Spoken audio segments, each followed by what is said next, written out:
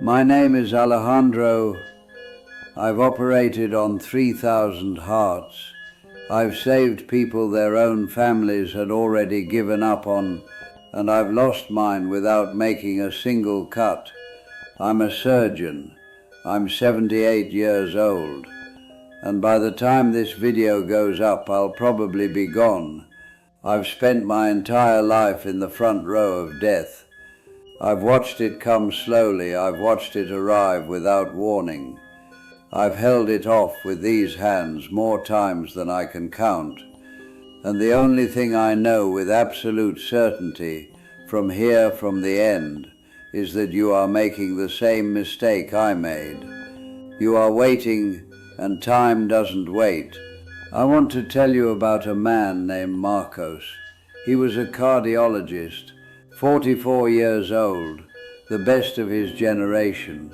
I met him at a conference in Vienna in 1987. Perfectly pressed suit, steady hands, the confidence of someone who knows exactly where he's headed. We had a drink one night, and he said something I haven't been able to forget in 37 years. Alejandro, 3 more years, just 3. I pay off the mortgage, I finish the study, and then that's it. Then I take the time my family deserves. Then I start living. 3 years, he had a plan. He had a roadmap. 4 months later, Marcos walked into a Monday morning shift, sat down in his chair, and never got up. Brain aneurysm, instant. He never paid off the mortgage. He never finished the study. He never lived. I went to clean out his office 2 weeks later. His calendar was booked through December. There was a note stuck to his monitor that said, "Call Carmen on Thursday." Carmen was his daughter. She was 9 years old. She'd been waiting for that call for months. The hospital replaced Marcos in a month. His patients were reassigned in a week. His colleagues cleared his name off the mailbox in 2 days. But Carmen has been waiting 37 years for a call that is never going to come. Right now, looking at you, I see you. You are telling yourself the same thing Marcos told himself. When I finish this project, when the kids are older, when the right moment comes, let me tell you something with the clarity that only comes from having 1 foot out of this world. There is no right moment. There is now, or there is nothing. Let's talk about what you think matters. Your career. I spent 40 years believing my work was my legacy, that the lives I saved in that operating room were the measure of my life, and technically they are. But there's something nobody tells you about saving other people's lives. It's addictive, and like every addiction, it destroys you while making you feel invincible. The operating room is the most seductive place in the world. In there, everything depends on you. The silence, the precision, absolute control. In there you are almost God. Out there you are nobody special, and that becomes a massive problem when you leave. Because out there at home with your family, nobody needs God. They need the father, the husband, the person, and I never learned how to be that. I spent decades being extraordinary in one place and being a ghost everywhere else. I mistook applause for love. At work, when you fail, someone dies fast. At home, when you fail, something dies slowly. No blood, no alarms, no monitors, but it goes dark just the same, and I never saw it happening because it didn't bleed. Classic mistake. The most expensive one of all. I remember one night. I was 52 years old. My family had put together a birthday dinner. Candles, laughter, a cake with my name spelled wrong. I was in the operating room. Long surgery, complex, necessary. I saved the patient. I got home at 2 in the morning. The table was already cleared.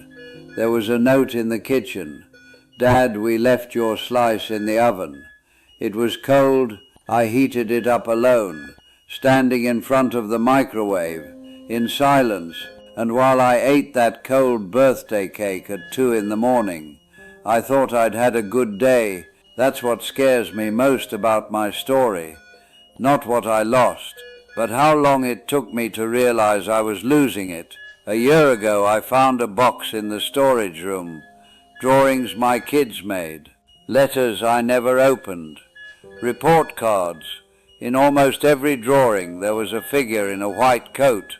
Always far away. Always with their back turned. Always leaving. In one of them my daughter had written, "My daddy saves lives."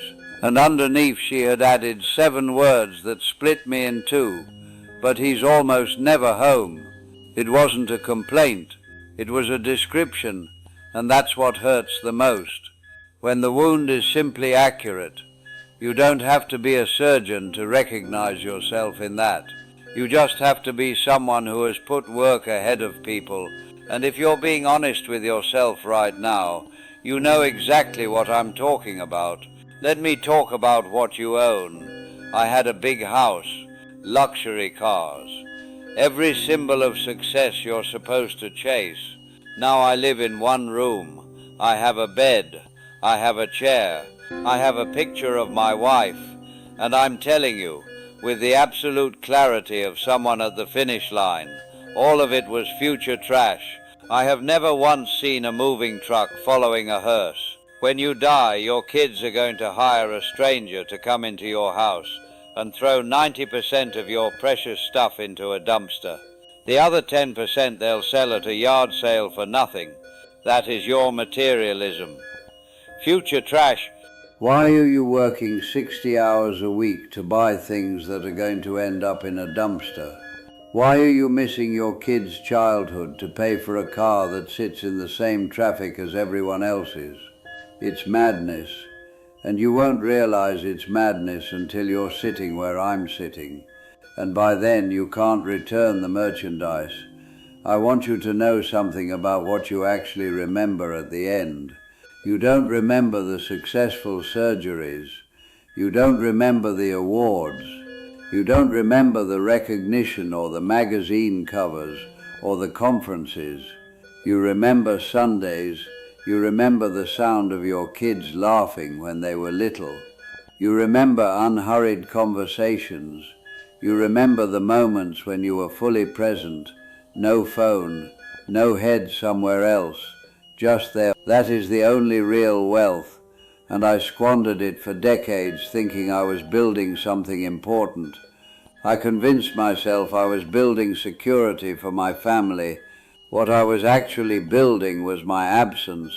There is an enormous difference between providing and being present, and I confused the two for 30 years. 3 days ago my son came to see me here.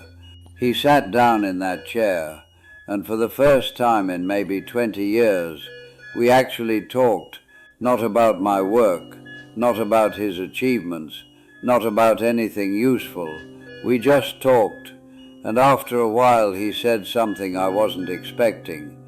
"Dad, you know when I really needed you, not when you paid for college, not when you bought me my first car, when you taught me how to shave. Those 5 minutes, that's what I remember. 5 minutes in front of a mirror, a Saturday morning. No emergencies, no shift, no world to save. Just him and me. And that memory is worth more than all 3,000 surgeries combined. That's what stays. That's what outlives you. Now I'm lying in a hospital bed. No coat, no scalpel, no control over anything. There's a monitor tracking my heart rate. My whole life I watched other people's heartbeats. Now someone is watching mine. And from here, with this clarity that only comes at the end, I want to give you 3 concrete things. Not philosophy, not theory, things you can do today. The moment you finish reading this, it doesn't exist. Marcos waited 3 years that never came. I waited decades that came empty. There's a lie you tell yourself every single day. Maybe it's one of these. I'll be a better parent once the work pressure lets up. I'll call my mother when I have more time. I'll tell that person how I feel when I find the right moment. That isn't planning, that is emotional procrastination, and it has the same ending as Marcos's story. The perfect moment to show up for the people you love is now. The perfect moment to say what you need to say is now. The perfect moment to be present is now, because the clock doesn't stop while you're waiting for the perfect moment. And by the time you finally get there may be nobody left waiting for you. Every time you do something, anything, remind yourself that one day you'll do it for the last time. One day you'll hug your mother for the last time. One day your kid will ask you to read them a bedtime story for the last time. One day you'll have Sunday morning coffee with someone you love for the last time. You don't know when. It could be 10 years from now. It could be tomorrow. It could be today. If you live with that awareness, you will never let a moment pass without inhabiting it. You'll taste the coffee. You'll hold the hug 1 second longer. You'll actually listen instead of just waiting for your turn to talk. I learned this too late. You still have time to learn it. It's not your career. Your career is a transaction. You are selling hours of your life that you will never get back to build someone else's castle.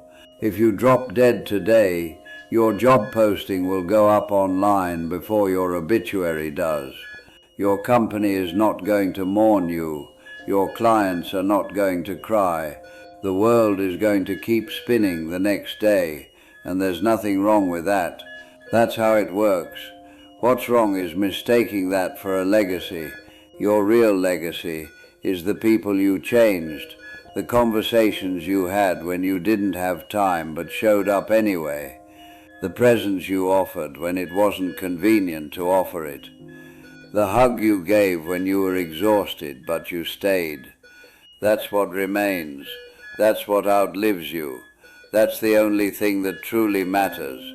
I'm not telling you this so you feel guilty. Guilt is useless. I've watched enough people die to know that nobody in their final moments is thinking about their mistakes. They're thinking about people, always people. I'm telling you this because you still can. I've already done my surgeries, but you still have time to do the most important one of all. The one on your own life. And unlike the ones I performed in that operating room, this one doesn't require training. It doesn't require instruments. It doesn't require 10 years of specialization. It only requires a decision. The decision that the people you love are more urgent than anything else on your calendar. The decision to show up when it's not convenient. The decision to be present even when you're exhausted, because life doesn't end all at once. That's what nobody tells you. Life ends in small absences. A dinner you skipped, a call you put off, a game you missed, a hug you didn't give because you were in a hurry. Those absences add up in silence. No alarm, no blood, no warning. And one day you look back and all you see is a long list of moments when you weren't there, not because you were a bad person, but because you believed you'd have time. We all believe we'll have time. Marcos believed it. I believed it. And we were both wrong in exactly the same way. Now I'm lying here with a monitor, marking my rhythm, and the only question that matters is whether I used well the time I had. The answer is complicated. Yours doesn't have to be. You have time to make yours different, but only if you decide now, not tomorrow, not when the pressure lets up, not when the right moment comes, now. Before I go, one last thing. There's a question I ask myself every day here in this bed, the same question. If I could go back to that conference in Vienna where I met Marcos, If I could sit down with him that night with the drink in my hand, what would I say? I would tell him the 3 years don't exist, that the 5 years don't exist either, that there is no magic number to reach before you start living. I would tell him to call Carmen when he gets home that night. No excuse, no special reason, just to hear her voice, and I would tell him that a 5-minute phone call on a Monday night for no particular reason is worth infinitely more than any study he could ever finish. I don't know if he would have listened. Nobody listens to this until it's too late. But you are listening right now, and that means you're still in time. Use it. The monitor is keeping my rhythm. It's going slower than I'd like, so I'll finish with the only thing that truly matters. Right now, at this exact moment, you have time. Don't trade it for more hours at the office. Don't sacrifice it for more things that are going to end up in a dumpster. Don't waste it waiting for the perfect moment that never comes. Give it to the people who need you, not your money, not your success, not your title or your position or your reputation. You call the person you haven't called in too long. Say what you've been putting off saying. Go where you've been putting off going. Not tomorrow, now, because that clock ticking in the background, the one you've stopped hearing because you got used to it, that is the sound of your life going by. Don't let it run out empty. I'm a doctor. I spent 40 years knowing that every second counts, but only inside the operating room. Outside of it, I lived like the seconds were endless. Don't make that mistake. I'm tired now. Go live.